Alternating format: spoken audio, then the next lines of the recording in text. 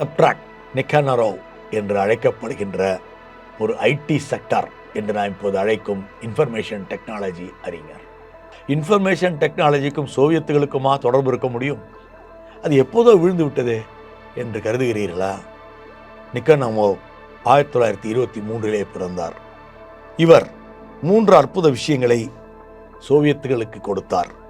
Information systems என்று இப்போது நம் குழந்தைகள் படிக்கின்ற டேட்டா சயின்ஸ் மற்றும் செயற்கை நுண்ணறிவு பாடங்களில் இடம்பெறுகின்ற சிஸ்டம்ஸ் தியரி என்பது மதிப்பிற்குரிய நிக்கானரோவ் கொடுத்த அந்த கோட்பாடுதான்.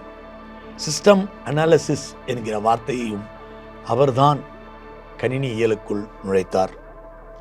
அவர் மாஸ்கோ பல்கலைக்கழகத்தில் பிசிக்ஸ் என்கிற இயற்பியல் துறையினுடைய ஒரு பேராசிரியராக இருந்தவர். அவர் லோமன்சோவ் என்கின்ற அறிஞரோடு இணைந்து மாஸ்கோ பல்கலைக்கழகத்தில்தான் முதலில் ஒரு கணினியை பயன்படுத்தி மற்றைய அனைத்து துறைகளையும் இணைக்கின்ற இணையத்தை தொடங்கினார். அது மட்டுமல்ல, சோவியத்துகளுக்கு மிக அற்புதமான 2 விஷயங்களை கொடுத்தவர் அவர்.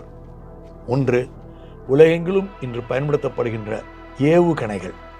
சோவியத்துகள் உருவாக்கிய S-25 மிர்கட் என்கிற ஏவுகணை, S-75 டிவினா என்கிற ஏவுகணை, இந்த 2ஐயும் கொடுத்து அதனை அற்புதமாக 3 முறை சோதித்து காட்டி சோவியத்துகளின் பக்கம் நின்றவர் மதிப்பிற்குரிய நிக்கானரோவ் அவர்கள்.